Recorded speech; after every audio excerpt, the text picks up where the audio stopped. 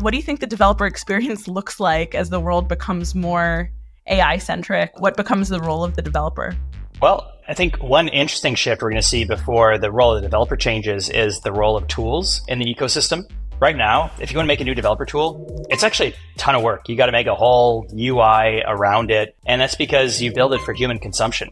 But what does the Datadog, where the data is meant for AI consumption, look like? What is a CI tool where it's not really the humans who need to look at it, it's the AI that's going to be writing code and running it through CI? What does that tool look like? Can you build that much more cheaply? What different kinds of operations does it support?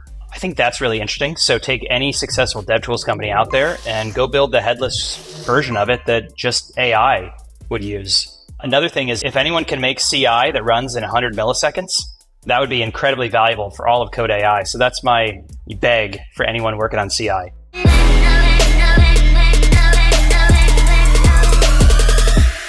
Quinn, I'm so excited to have you here. Thank you for joining. Yeah, excited to be here. I would love to start with what we'll call it the source of Sourcegraph, and to rewind all the way back before there was a company and talk a little bit about you and how you got into programming. So maybe we could start with the first time you ever made money coding working for the Pirates. Who are the Pirates? The Pirates were a baseball team that my brother was on when I was probably about 7 years old. And my dad paid me $20 to make a website for the Pirates. He was actually pretty pro tech. This was back in the late 90s, and he would have these spreadsheets. He would record all the stats, and it was pretty cool. So with that $20, he had no idea what he was going to lead to. But I made a website that was pretty darn good. I carried around that HTML for Dummies book with me everywhere, and I made the best damn Little League Baseball website there is. And I only got paid $20 for it. Yeah, maybe you could ask for more now. Yeah, I've learned about negotiations since then. And he didn't teach me that until after he paid me. Let's go one lesson at a time. First, you learn to make the website, then you learn to command the dollars. So it sounds like you carried around an HTML for Dummies book. Is that primarily how do you learn at age 7 how to build a website for your brother's baseball team? The beauty is that you can learn on your own and nobody knows that you're 7 or 9 or whatever.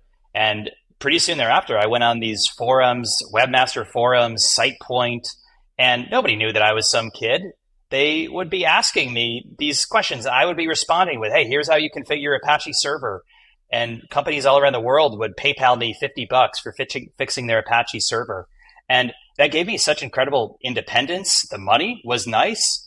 And this confidence of just knowing that I've got a skill that can help a lot of people and that these people are treating me as an adult. And this magical spark of creation, when you could build something and get it out to anyone in the world. I mean, that's always been the most incredible thing about the internet. That's amazing. So I assume that when you went to Stanford, it was a no-brainer that you would be a computer science major as you were and then start your career as a programmer. Or was there anything pulling you in a different direction? Well, I had a lot of these role models that didn't go to college, and I had this skill programming that you could make pretty good money from. So I actually thought I wasn't going to go to college.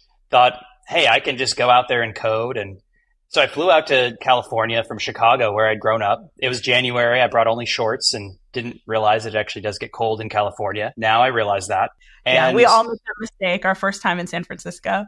Yeah, exactly. It gets very cold. And I saw what it was like to work with some crazy, awesome founders because I just put the word out there that I was a kid out of high school. I knew how to code and who wanted to hire me. So joined the Bleacher Report team. It was when it was just the founders and they had just moved from having WordPress style site to wanting some custom development. Now Bleacher Report is one of the biggest sports sites in the world.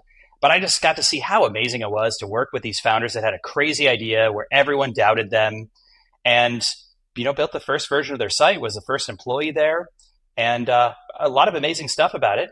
I also got to see what it was like to earn basically minimum wage and work about 100 hours a week. And that is an incredible learning opportunity. But that got me to realize, like, hey, how do I get in the position where I can be founding these companies, not the kid who's making minimum wage working a ton of hours a week? I want to be on the other side of that. So ultimately did decide to go to Stanford. Even then I thought, hey, I know how to code, so I don't need to do computer science. but pretty quickly realized actually there's a lot to learn in computer science, and so glad that I did that. That's interesting. So, okay, I love you are the sports. You started in Little League, moved to Bleacher Report, kind of moved into programming, but knew that you wanted to be a founder. So you worked as a programmer for a little bit and then became co-founder and CEO of your own company, kind of like you imagined going into Stanford. So what was, at which point in time did you say this is the moment where it makes sense to start Sourcegraph? And what was the inspiration behind taking that leap? Well, I think most founders will tell you, and I'll say the same, that it didn't feel like a leap at the time. It felt like an obvious thing. This thing doesn't exist. And, maybe for some people who have a big job and they give it all up and go start something crazy, it does feel like a big leap. But the beauty of being in San Francisco is there's so many people that have done the same leap, and there's so many people to help you as you go and do that. And you can ease into it. So I actually feel like I got a lot of experience when I was at Palantir right out of college. I was in this forward deployed engineer role, and the job was basically to go to some of the biggest companies in the world, two of the top five big banks in my case. And by day, we'd be wearing the business suit and talking to the business people about how we're going to help them come up with a business process to have them lose less money on mortgages. And then they'd all go home and we'd stay at the bank and hole up in the conference room, put on sweatpants and code all night, and then deliver them that software that we had coded in the morning. And they thought that we were outsourcing it or offshoring it to someone else. They didn't know that it was the same people coding it. But what we got to do was get that really tight feedback loop between what the business needed, in this case, one of the biggest companies in the world, and actually solving it with software that same day. And that ultimately is what you got to do as a founder. You got to be so close to some business problem, then you got to have this really tight feedback loop to actually go and solve it. So Palantir in this forward deployed engineer role was this amazing way of getting that experience to feel what it's like to actually be a founder. And it didn't seem that scary given that right experience. Yeah, you felt you were in a founder boot camp of sorts. So let's actually talk about the problem, because I know that you saw the problem that, eventually you built at Sourcegraph, you built to solve at Sourcegraph at Palantir. So tell me a little bit about the original vision and the problem you set out to solve. Well, the problem is that when you're working in real software, a big code base that's been around for even a few years, much less decades, it's hard. It's hard to figure out, how does this work? Why is this broken? Or if you change this, what's going to break? And this is the problem of software. 99.9% of developer hours are spent on this kind of pain. I think the first few days when you start a new project and everything is so easy, those are glorious days, but that is not what most of the work is. And I'd actually felt this pain before we were working inside these big banks. I, in college, was working on some patches to curl and Firefox and OpenSSL. Those are big open source code bases. So I would set up these little code search tools and use that to trawl through it. And my co-founder, Byung, who we also worked at Palantir together, he was at Google, and they famously have a massive code base, but also this amazing internal code search tool. So we'd already felt the pain. We'd seen something that solved it. And then we got to these big banks, and they had the pain. They had incredibly smart people. They had an insatiable appetite for building more software and doing that better, but they didn't have any kind of way to understand the code. So that was the genesis of Sourcegraph. It's, hey, let's go make it so that people who are doing the things we were doing, the 40,000 developers in each of these big banks, have a much easier way to understand code. That will make it so that they can move so much more effectively. And ultimately, if these big banks can build better software, that's worth billions of dollars to them.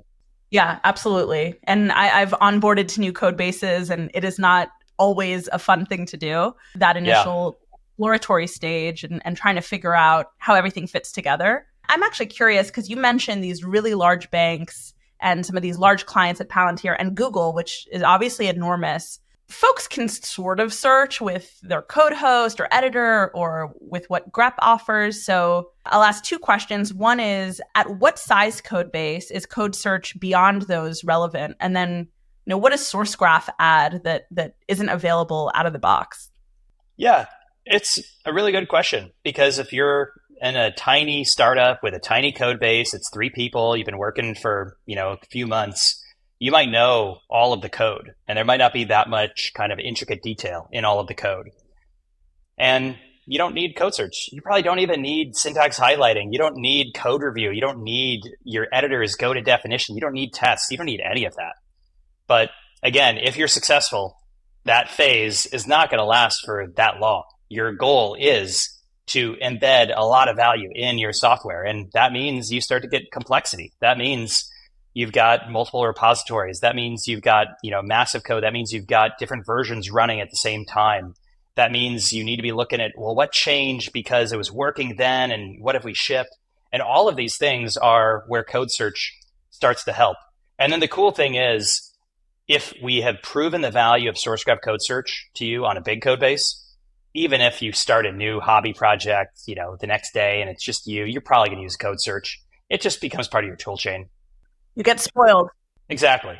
The reason I ask at what point does code search become relevant is partially from a go-to-market perspective. Like when thinking about selling into a really large bank, it looks different than you're doing some developer-first bottoms-up adoption strategy. So at least at the beginning, is there a way that you thought about, hey, this gets really painful at X stage?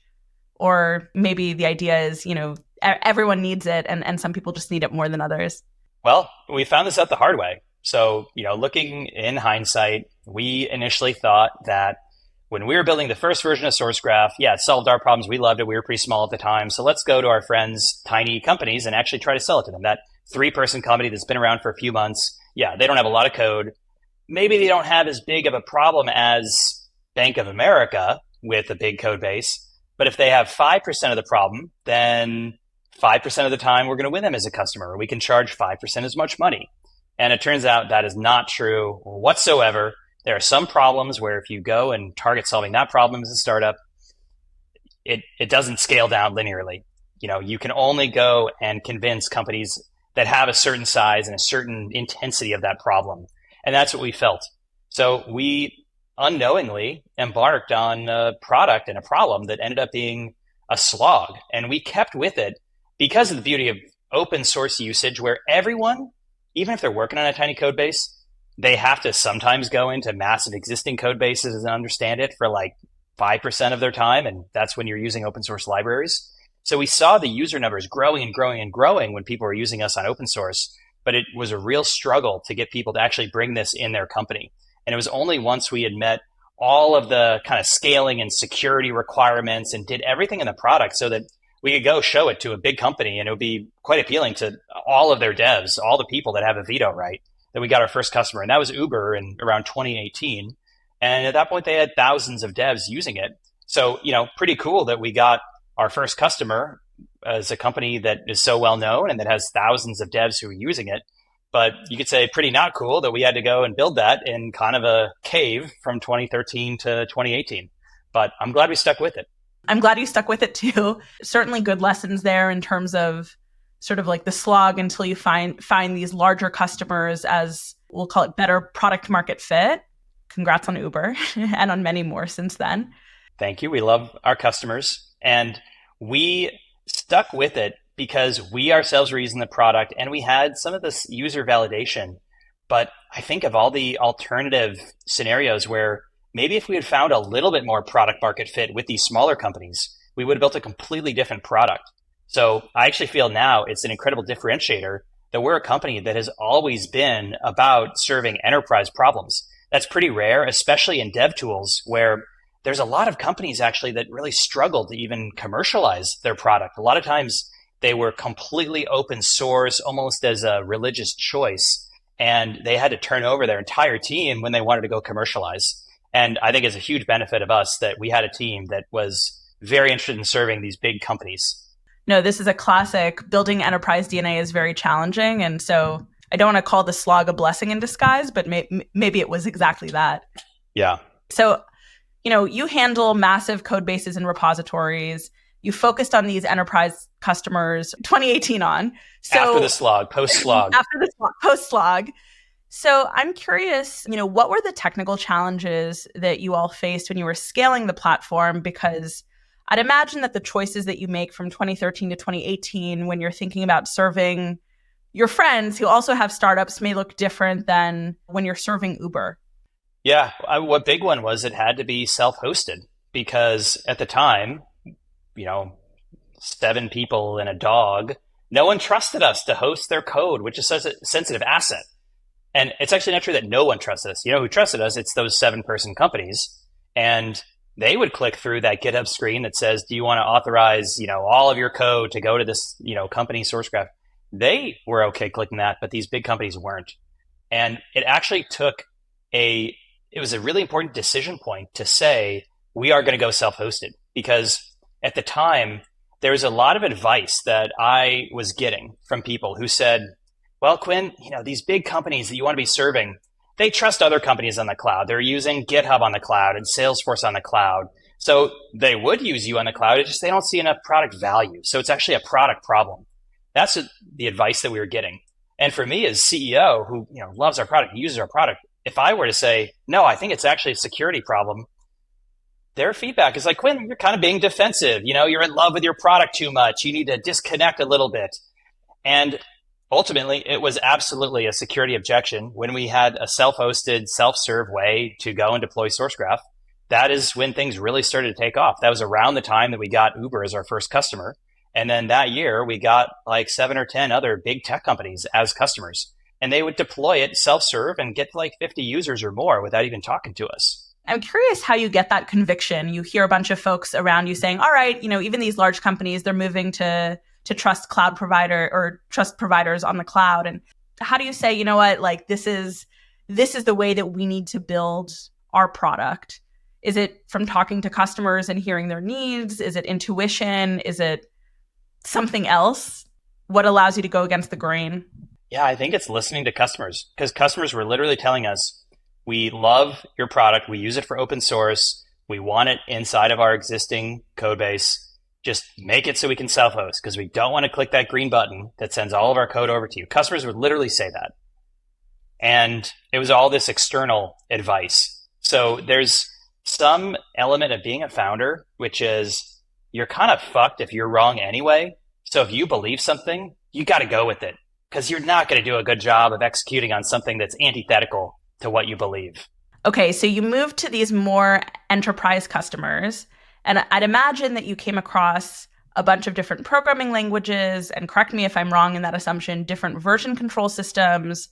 So I'm curious if there are certain languages, certain systems that introduce more complexity into what you delivered as Sourcegraph. Yeah. The thing about enterprises is they have a level of complexity that goes way beyond small businesses, and it takes a completely different mindset. So take an enterprise. Most enterprises actually have kind of assembled code bases from multiple acquisitions. In many cases, maybe they tried their damnedest to be all on github.com, but then they acquired a company that was using GitLab, and another company that was using a different language, another company that was deployed to a different cloud. And even if they do this amazing job of getting them all on a single platform again, which, by the way, is a painful integration problem, can you imagine being told, hey, now you're part of this bigger company and you got to spend the next 6 months migrating platforms rather than building new stuff? No, it's tough. They get on that, and then they acquire another company. And then some annoying devs over there say, well, we want to use this other tool. Devs have so much freedom. So there's no way to force devs to use a single set of tools. There's only one company in the world I've seen that does that at scale. And, props to them. So the reality is, for us, if we wanted to make code search, we had to search code across GitHub, GitLab, Bitbucket, CVS, SVN, Mercurial, all these different things. We had to support a ton of different languages. And for any given customer we wanted, we had to support basically everything that they had internally. That took a lot of work up front. And it wasn't the case of, if we get 50% there, then we're going to get 50% of those customers. Because if a company says, you're only going to search half my code, they're not going to buy us. They're not going to pay us 50%. No, it makes sense. It actually leads me to think of another question, which is, how do you actually index this data? Because if you, acquired 3 companies and maybe one of them is more useful than the other, and you have different code bases, like what is going on such that you can share behind the scenes with the actual indexing? Well, you got to do all the auth, all the user auth, all the saying what repos are in there. You got to scale up horizontally. I mean, we've seen customers with 600,000 repos. We've seen customers that have 160 different code hosts. So we've seen all the crazy stuff. But, with code search, you ultimately got to make it so that people can find the code that they're looking for. And there's a lot of ways that you can do relevance. We are a search company. So we have to figure out how can we map from the user's query to what they're looking for. And code is a unique beast. So, we prioritize literal matches. We have regular expression search. We have all kinds of ways to look for calls or things that are the definition rather than just other mentions. And that is this like long tail of things where search for code is different from search for anything else. So I think, a lot of people might say, oh, why can't I just use grep, or why can't I just throw it all in Elasticsearch? And I think it's, in part due to the complexities of the problem that we chose, and in part because of we're serving enterprises where we actually have not faced this build versus buy decision nearly as much as you might expect. Well, we're here to talk about AI, so I am curious to hear a little bit when you first realized that AI would become a core part of Sourcegraph. I'd love to talk a little bit about Cody, and we'll get into it. Back in 2013, our seed deck laid out some stages, and the last one was intelligent automation. We said, we'll get all the code in one place. We'll integrate information from these other tools like your logs and your CI and code review and deployments, and then intelligent automation. And back then, we couldn't say AI because we would be laughed out of the room and no one would think that's even possible. But we knew that if we could build something that had all the code and all the people using it and it connected to their other tools, that is the substrate on which you would build great ways to automate your software development. And we said we wanted to industrialize code. How did investors react to IA? Were they on board? Were they like, yeah, this is just a matter of time, this is going to happen? They loved it. They loved the idea of industrializing code. This idea that it was a cottage industry, and it still is. People are constantly reinventing the wheel. And the idea made sense. And that was really valuable for us because at the time when we started in 2013, dev tools were not cool whatsoever. The word on the street was that you could not make money selling to developers. That was definitely disproven by a lot of companies. A lot. Yes. And very happy that it has. But at the time, we had to have some X factor that was 10 or 20 years out. I didn't know that it was 10 or 20 years out, actually. There was an early employee at Sourcegraph who heard this, and he's like, oh, I think it'll probably take Sourcegraph 18 years, not 18 months. And at the time, I actually thought it might take us 18 months. But hey, we're still on that trajectory. And I think, we got 50% of the things right. The direction, maybe not the timeline, but we're working fast. Timelines are hard, but the direction is what matters. So tell me a little bit about the path to Cody. Maybe you could describe what it is and what it took to ship the first version of Cody. So Cody is code intelligence that actually works really well with your existing code. So it can do chat, it can help you explain code, understand code, fix code, write code, make edits. And the differentiation is that it does a better job compared to anything else out there of actually working in your existing code base. And if you go back to the problem that led us to start Sourcegraph in the first place, it's the fact that existing code is the hard part about working as a software engineer. It's understanding how this works, or if you change this, what's going to break.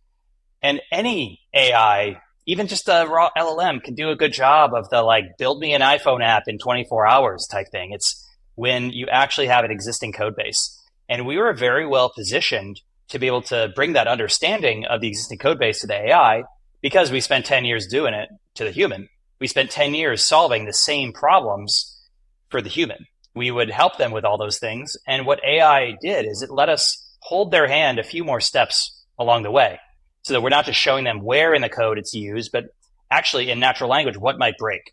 We're not just helping them understand why something is broken, but actually suggest a fix that takes into account not just that file, but the whole rest of the code base and how that thing is being called. And that's really powerful. I love what you said about, how you've invested so much in code search and now it aids the AI. I'm curious how you've customized the model beyond everyone's talking about code gen today and coding models, how you customized the model beyond out-of-the-box coding models. I know, of course, you have code search, but could you share a little bit more about how that's actually done? Yeah. Again, it's all about how do we bring context about the existing complex code base to the model. And our belief is that there are amazing model companies like Anthropic and OpenAI and Google and Mistral and so many others that are pouring billions of dollars and that are completely focused on making great foundation models. So we're probably not going to do better. That's not where we should focus. We should focus on how do we make that actually usable to that developer who works at an enterprise. And there is such a big gap between where the world is today and having 100% of enterprise developers use this. In fact, depending on what numbers you look at, I think worldwide, around 5% of professional developers are using Code AI. Gartner came out with a study last month saying that 14% of developers, I think in the US, are using Code AI at work. These are really low numbers. And if you're walking around the street here in San Francisco or something like that, it seems like everyone is using this stuff, but they're not. And yeah, exactly. And they're not. And the reason why is because it does not work well on existing code. Most of these AI tools do not work well on existing code. And GitHub Copilot, for example, is trying to be everything for everyone. They, can work for an individual. They can work in, a tiny code base. It's hard to be everything for everyone, even if you're a company the size of Microsoft. And there's stuff that you got to do in the product to make it so that if you're not an early adopter necessarily, but if you're managing a big system in some big enterprise, that you're actually going to have a great way to generate a unit test that actually follows your company's guidelines, for example. And it's just a totally different way of building your product. And we love to see all the really cool AI tools, especially in code that people are building for the kind of enthusiasts or the people hacking on stuff at night. But it's just a completely different problem to do that for the enterprise. So we talked about Cody. Did you have a specific AI team built around this initiative? Like, when did you know you're going all in and you're building Cody? We saw some pretty amazing stuff more than 2 years ago when we took search results from our search and asked Cody to explain them or fix something based on that. This was Claude. This was before ChatGPT came out. And it was clear that this was going to be the future. And the beauty is that it solved the same problems that our search had been solving. It just did a little bit more along the way to the ultimate solution there. So we knew right then that we needed to do something, but we had, I think, an appropriate level of humility, knowing that this was a completely different kind of product to build. There was tech that was changing all the time.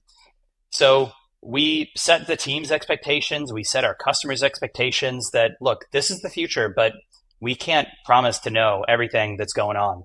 And again, this is something where our enterprise customers really appreciated that. They wanted to be on this journey with us, and they were figuring this out just as much as we were for their own products. So there have been several cases where some other Code AI companies have gone and pitched to the same companies and given their 3 to 5 year roadmap for Code AI.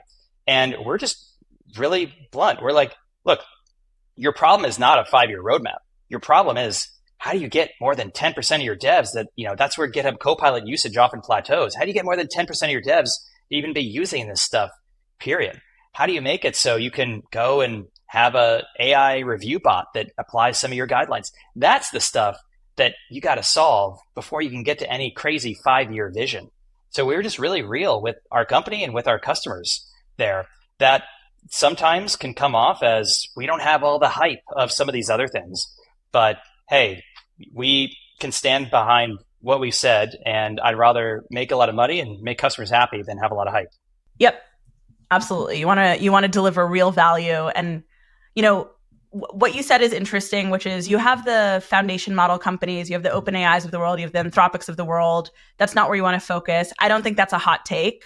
Did you ever consider either training your own models or doing fine tuning on top of it? Versus, it sounds like right now you're more focused on retrieval and bringing better context into those models. We do fine tune for autocomplete. That's where it's a lot easier, where we can actually have really clear measurement about what is the impact of a fine-tuned model that is, for example, on like this flavor of Java. It's not fine-tuning on customer code. That's something that a lot of other Code AI companies say they're going to do. And if you actually think about how it's done, how are you going to take some enterprise customer and get all of their code on some instance that has GPUs and then ensure that the fine-tuned model is regularly kept up to date with only the good code? I mean, I'm sure that's happened out there, but I don't think it happens, more than, say, 1% of the companies, because it's so operationally complex. So, we'll train kind of public fine-tune for autocomplete. Got it. For the code search component of adding context, and that's helpful in the fine-tuning, you've had code search for a while. It helps humans within the code base. Is there anything that's fundamentally different of when an AI is getting that context versus a human is getting that context? Would there be something different either in the information that you would surface, how you index the data, or is it largely that the context that you surface for humans is what the computer needs to? We thought it might be different when we were starting out. And we forked some of that code and we started to say, let's make the search that Cody will use. And what we found out is actually we apply such a great level of rigor, of fuzziness. We bring in other kinds of context, and we actually bring that back to the main search path because that's actually just better search for everybody. So there's a few differences, but for the most part, no, great search is great search. And that's been a really cool thing. I love it because we get to have one product. We get to have one API, and we're all focused on making that better. We don't have to fork our product. Are you able to share what the few differences are? The few differences are not even that interesting. It's around how much of the context snippet do you show? It's about how do you rank calls? And then it's things like when can you infer that the user wants an exhaustive list of something versus when do they just want a few examples? Yeah. When do I want the top three versus to know everything? Yeah. Yeah, exactly. I actually think that's very interesting. So it makes sense. And then how do you keep the enterprise focused DNA while you do all of this and push the edge on some of this experimental AI? I know some of it is talking to customers and setting expectations like you talked about, but is there anything else that makes this more enterprisey? Well, it's about defining what does cutting edge AI mean? Is it really cool science projects or is it stuff that actually makes this used by devs in the enterprise? And we've had to redefine it because it is so easy to go and look at the hype that people have about the latest cool AI tool, and they are cool. It's so easy to get carried away. But you know what our team gets excited by? It's when we can say, hey, we have 85% of devs at like a top 10 software company that are using Cody. It's stuff like that. It's, you know, when we can say they're using our API to go and do a big code migration and change 10,000 places in code. And that's very much like applied AI, you could say. But I don't know. I don't see how that's any less cool than doing that on some synthetic data set and putting it on an archive. You know, you're not formatting it in LaTeX, but you're actually making a lot of money on it. And nobody else seems to be focused on this, and we are. So I really like that. This makes sense. Some of the customer feedback and measurements that you talked about, actual usage of Cody, API usage. How else are you measuring that this works? Like, are you using internal evals on the code itself? Are you measuring anything on the customer usage side that is helping you get better? Yeah, there's the internal evals for us to know, is this better at some kind of quality metric? And we've got a lot of those. One thing where we benefit from is we have a lot of people using Cody for free in the community. And that volume of usage, that willingness that they have to try the new features before they're ready for the enterprise is really helpful for us to get data. And then we can take that to the enterprise and say, hey, over the last 2 months, we've increased our completion acceptance rate on Java from, X to Y. And we're now in the high 30% on those kinds of numbers. So we have those. But ultimately, the thing that keeps coming up from all of our big customers is how do you measure the impact of code AI? And, sometimes they look at time saved metrics, but then they ask, well, what are devs doing instead? Are they just taking their dog for a walk, or are they building new features?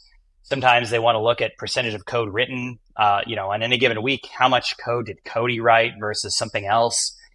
And we're a little bit back in the phase of how do you measure developer productivity? I think the problem's a little bit easier now because it's automated, but it's a tough problem. And what we found to work best is think of it in stages. Yeah, measure time saved, measure what percent of code is coming from Cody. But the most important thing is when you can actually tie it to a project. So the thing that we love is when there's some like massive problem in a code base that the company has already planned to solve and they've earmarked 100 devs for 24 months to go solve it. And that was even before we entered the picture. So it's not like we were influencing how they were planning that. And then if we can show that through Cody, they were able to do that this much faster, that alone, forget about all the everyday usage of Cody, that alone, the impact on that project, that alone is going to justify the kind of benefits. So that's what we're focused on. And, really, like there's enough exuberance about code AI in the enterprise that if you make something that the developers truly love and is being used, then it's not a hard problem to prove. I know you said that one of the expectations that you set with customers is we're figuring this out. Things are moving very quickly. We're delivering real value. What does the product, shape of product look like internally when it comes to Cody and some of these AI features? How do you get this in the DNA of Sourcegraph as a company? The hardest thing is figuring out when we can use quote unquote magic. So everyone can make a great magical AI demo where you ask it a pre-canned question, it does a great job. And I'll see founders sometimes present these demos to me. And the question I ask them is, how many inputs did you try until, it magically worked like that? And, they'll usually laugh and then, we I'm can sure they love you. Well, the thing is, you're an investor and I'm a founder. So, can kind of thread that gap a little, because founder code. I'm just messing with you. Yeah, you can try that. Let me know how it goes. I'll let you know. And so, when do you use magic? This came up for Cody Chat. Chat is one of the most popular ways people use Cody. And in the past, there was just a text box and you could ask something and it would automatically add context. And we set the expectation that you could ask anything and we would just magically find the right context. And look, we are better at context than any other code AI tool, but we're not magic. We're not perfect. And that set the wrong expectation. So we changed how the UI worked to instead have those little @mention chips explicit. And that reduces the magic. And for us, that was absolutely the right choice. It means that users get way more accurate results. It means that, look, sometimes they do need to @mention a file, and that might take them 30 seconds. But we're talking about something that's going to save them 30 minutes overall. So taking 30 seconds to get an answer that actually is right is totally worth it.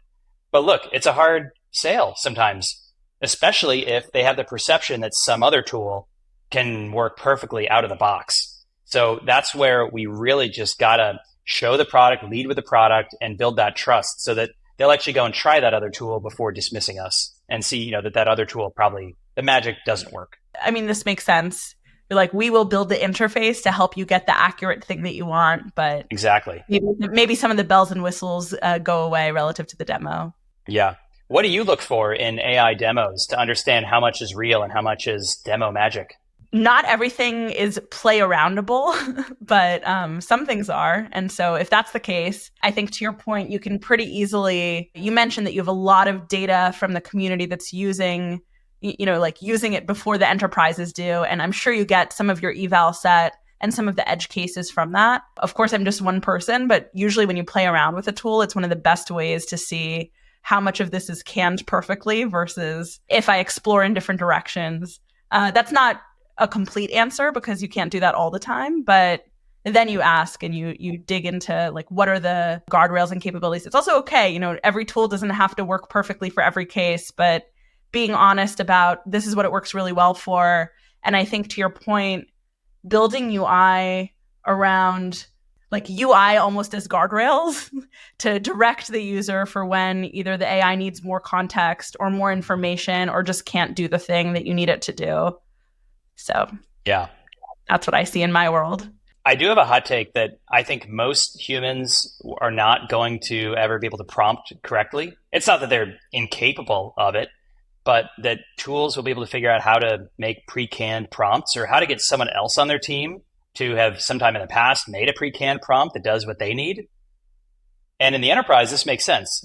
So if you're some individual dev coding in some Python project that has your own idiosyncratic patterns, you probably won't have written a bunch of great prompts for like unit test generation and all that. So it's actually harder for these individual code AI products. But for us, what we do is a new enterprise wants to start using Cody. Well, we sit down with them and we write 5 good prompts and we actually teach them. And that goes such a long way. And we're not here yet completely, but I'm starting to believe that if users have to actually type something in to Cody Chat, like more than 10% of the time, then our product is probably not serving their needs as well as it could be. Interesting.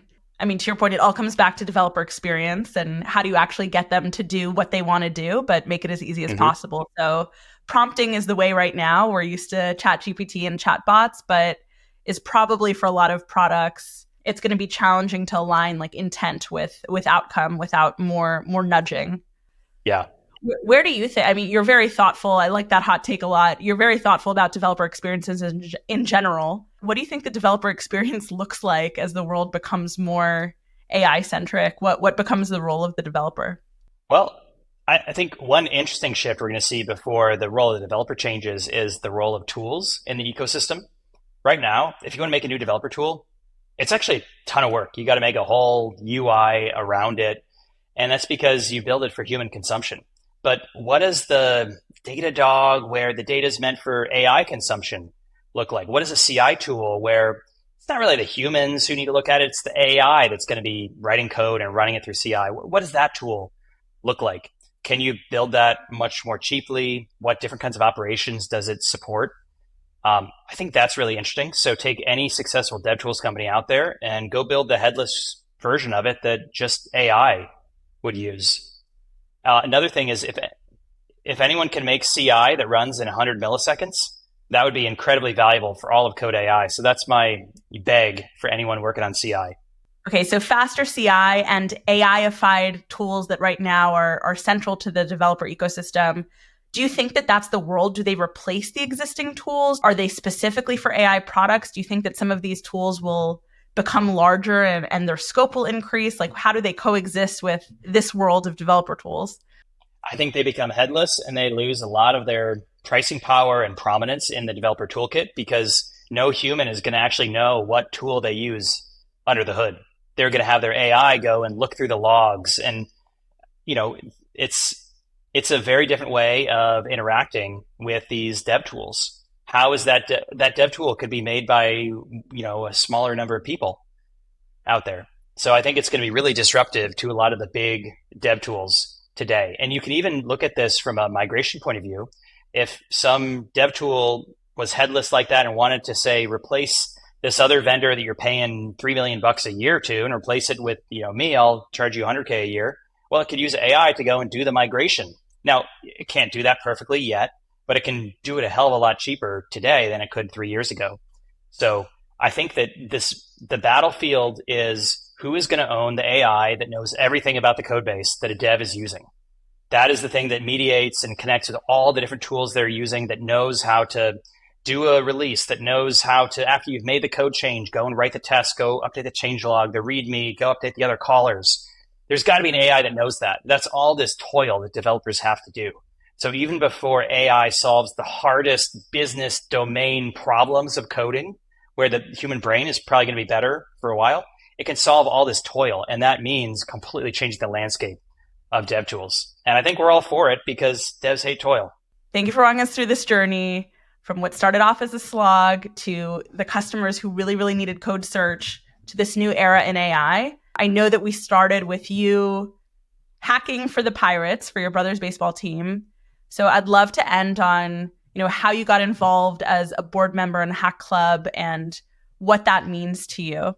Well, when I was a kid coding, carrying around that HTML for Dummies book, I would go to a room in my house and code by myself and with people on the internet, but I had no in-person friends who coded. Even through high school, I didn't really know anyone who coded, not even in college until the last few years. And that's a real shame. If in high school, if you're on the band, then you get to hang out after school with other people playing instruments. If you're on the soccer team, you get to hang out with people playing soccer. But too often, if you like to code, you just go and sit on your computer and go on the internet. And Hack Club is this incredible organization that brings together high schoolers and students all around the world, all around the US, and actually has them build a social circle around coding, whether it's after school clubs or online with all these amazing in-person meetups and hackathons. They've done amazing things like they've taken a train across the country, had no internet connection whatsoever, but had a Linux box on the train and they all coded stuff.